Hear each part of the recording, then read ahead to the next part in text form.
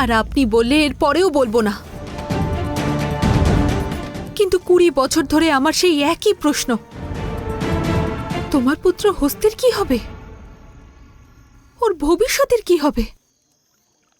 তাহলে সেনাপতির পুত্র একজন দস্যু হয়ে থেকে যাবে?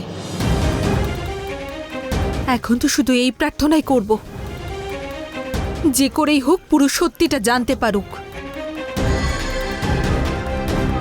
যাকে ও সঙ্গে করে নিয়ে এসেছে সে ওর মা, ও মহারানী অনুসুয়া আর পৌরবরাজ বম্নির পুত্র।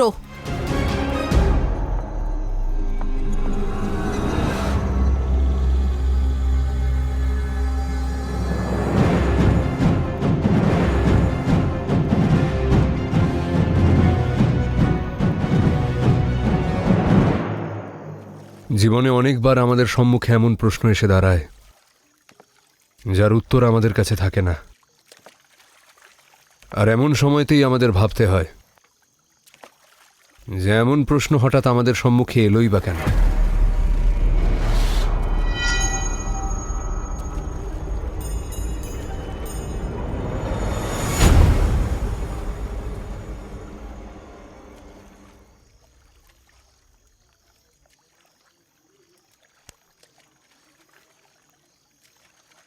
পুরো, তুমিই তো বলেছিলে তাই না যে কিছুদিন আগে অবধি উনি তোমার কাছে অপরিচিত ছিলেন, আর এখন তোমার মনে হচ্ছে যে কোনো একটা সম্পর্ক আছে তোমার ওনার সাথে।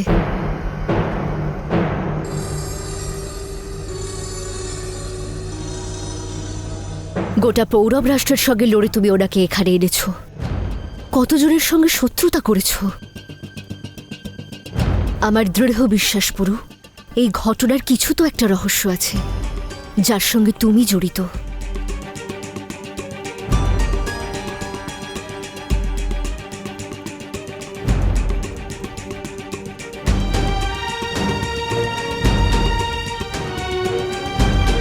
পুরো দাদা, তোমার জন্য বার্তা এসেছে।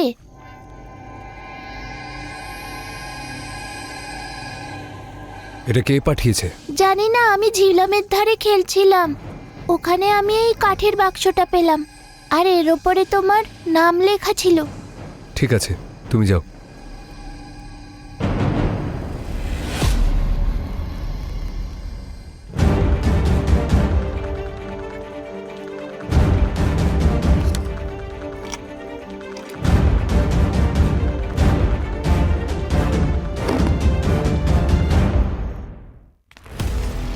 আমি যত তাড়াতাড়ি সম্ভব শাহকে সুস্থ দেখতে চাই।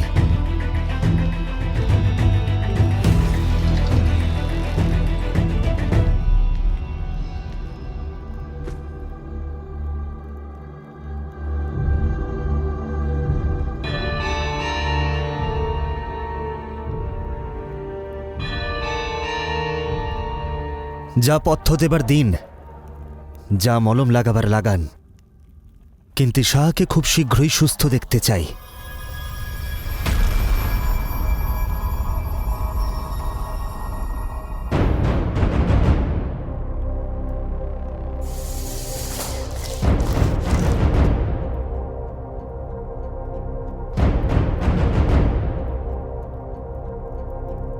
আমি শাহকে খুব শীঘ্রই আবার সিংহাসনে বসতে দেখতে চাই।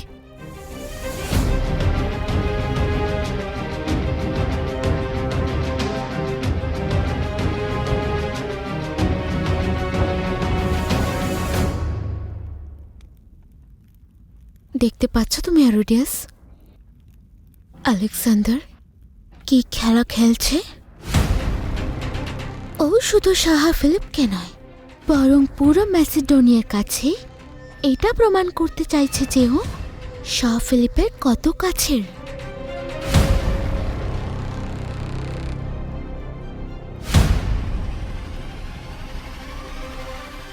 ওর শাহর কাছেই নয়, বরং সিংহাসনের কাছে পৌঁছে যাচ্ছে অ্যারোডিয়াস। এমনটা কিছুতেই হবে না। শাহ শুধুমাত্র আমিই হব। আমিও তো সেটাই চাইছি, কিন্তু এই স্বপ্নকে সত্যি করতে হলে তোমায় আলেকজান্ডার আর শার মাঝে দূরত্ব তৈরি করতেই হবে। ওদের ঘনিষ্ঠতা তোমার উদ্দেশ্যকে তোমার থেকে দূরে করে দেবে।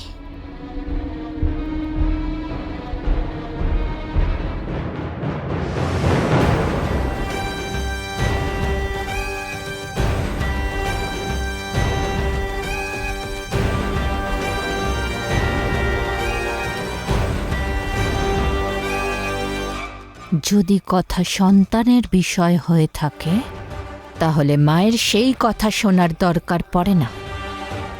নিজের সন্তানের বিরুদ্ধে হওয়া ষড়যন্ত্র মা ঠিক বুঝতে পারে। আমি ভালো করে জানি তোমার মনের মধ্যে কি চলছে ফেলিনা।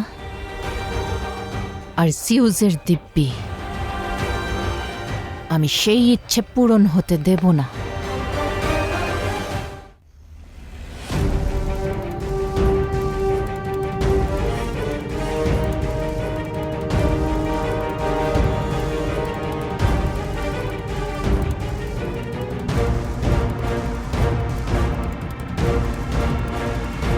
সুমেরকে পৌরব রাষ্ট্রে বন্দী করা হয়েছে। কি?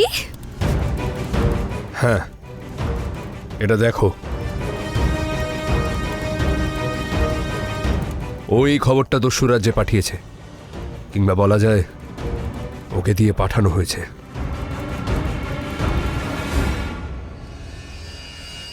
সবাইকে বলতে হবে আমাদের এক্ষুনি পৌরব রাষ্ট্রে যেতে হবে।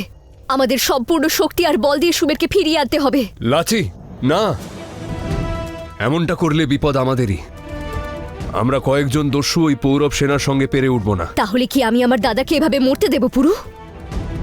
আমরা হার মানতে পারি না। আমরা নিজেদের সম্মানের জন্য লড়ব। নিঃসন্দেহে যুদ্ধের ডাক এসেছে, তো এবার যুদ্ধ তো হবেই, কিন্তু তার সাথে যার নামে এই পত্র এসেছে আমি। যদি ওরা কারোর খোঁজ করে থাকে তবে সেটা আমি একাই যাব সুমেরকে ছাড়াতে। না পুরু। লাচি, আমি মহারানীকে কথা দিয়েছি যে আমি সুমেরকে সুরক্ষিত ফিরিয়ে আনব। আর তুমিই তো বললে যে এই গল্পের একটি অংশ আমার সঙ্গেও জুড়ে আছে। আর তুমি জানো লাচি, যে পুরু কোনো কাজ অসম্পূর্ণ ছাড়ে না।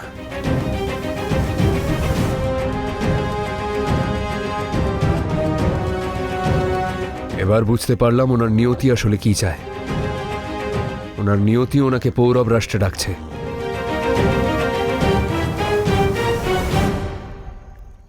আর আমি ওনাকে পৌরব রাষ্ট্রেই নিয়ে যাব।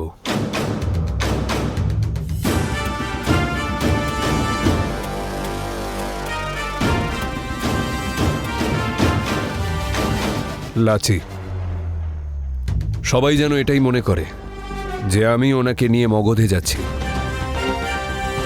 কিন্তু আমি আসলে ওনাকে নিয়ে পৌরব রাষ্ট্রে যাব, ওনার পরিবারের কাছে ফিরিয়ে দিতে। আর আমি সুমেরকে নিয়েই ফিরব।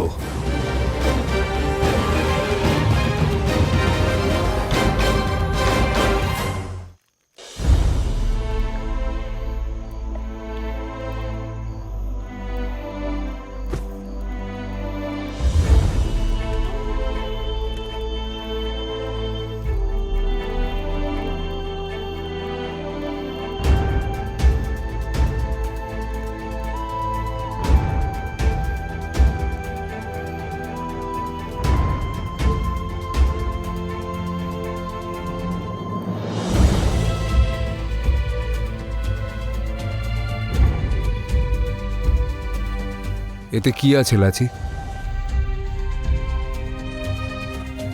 যাত্রার জন্য ভোজন। সাবধানে যেও পুরু। নিজের খেয়াল রেখো। আমি তাড়াতাড়ি ফিরে আসব।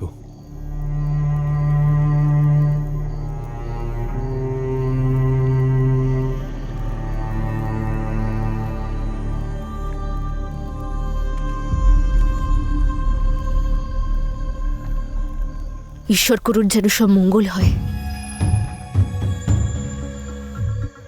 জানি না কেন কু ডাকছে আমার মনে হঠাৎ করে।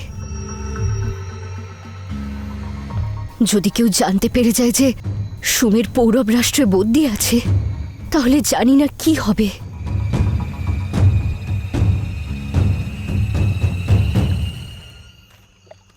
আমিও সঙ্গে যাব।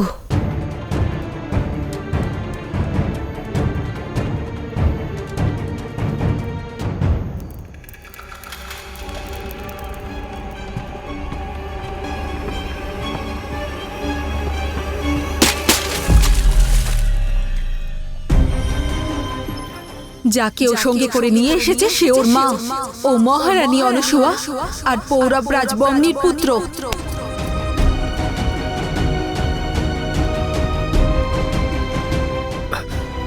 তাহলে পুরো মহারাজ বম্নির পুত্র, আর এই মহিলা মহারানী অনসুয়া।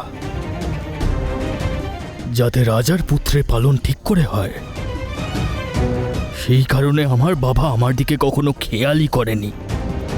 এই কারণেই পুরু আমার থেকে বেশি ভালোবাসা পেয়েছে। তুমি আমার জীবনের সব থেকে বড় শত্রু পুরু। আমি যত কষ্ট পেয়েছি সবটা পেয়েছি শুধু তোমার জন্য। আমি তোমাকে কখনো ক্ষমা করব না পুরু। আমার ঘৃণা তোমার প্রতি আরো বেড়ে গেছে। আর এবার আমি এটা নিশ্চিত করব যে তুমি নিজের জীবনের সত্যিটা জানতে পারো, আর তুমি আমার জীবন থেকে চিরকালের জন্য দূরে চলে যাও। এই সত্যটা আমি তোমাকে এখন বলবো।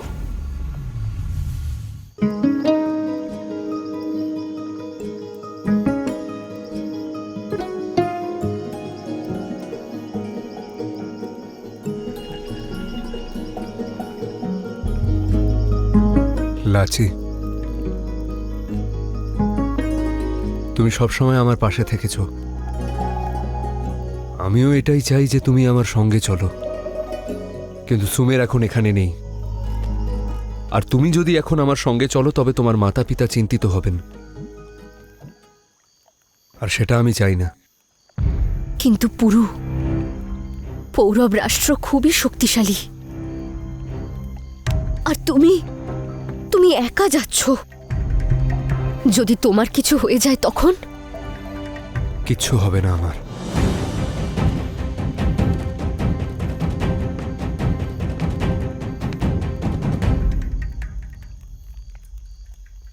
অনেক বড় ভুল করেছি আমি, যে আমি ওনাকে এখানে নিয়ে এলাম।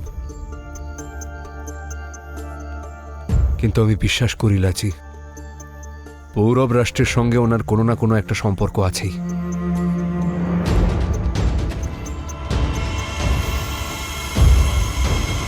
কিন্তু সেটা কি তা আমি জানি না, কিন্তু কিছু আছে, এটাই আমি বিশ্বাস করি।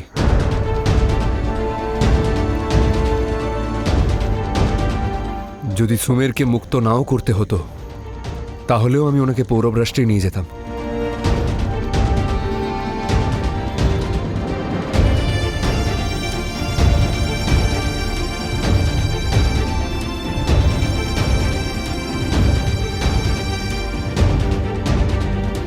বেরোনোর সময় হয়ে এসছে লাচি, এবার আমি চলি।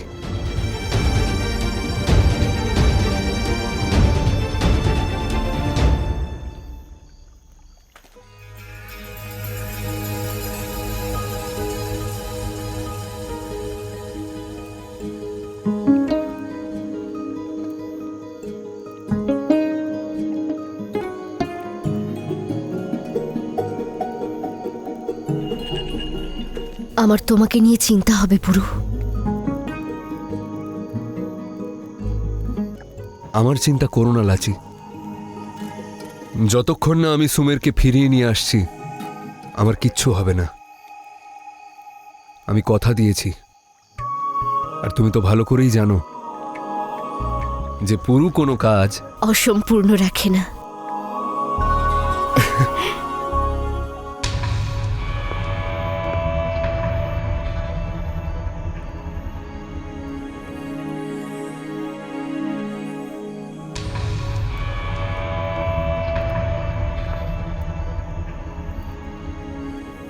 নিজের খেয়াল রেখো। তুমিও। এবার যাই। তুমি পৌরব রাষ্ট্র থেকে সুরক্ষিত ফিরে এসো।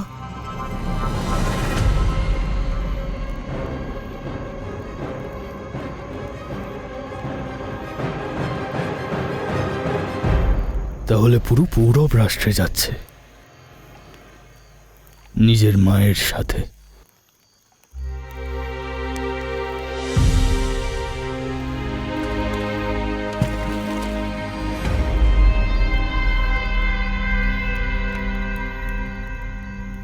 খেলায় মজাটা তো এইবার আসবে।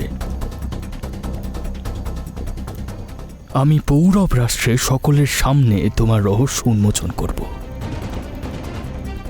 যখন তুমি দুর্বল থাকবে, অসহায় থাকবে, সেই সময় তোমার মুখে যে বেদনা ফুটে উঠবে সেটা দেখে আমি সন্তুষ্ট হব।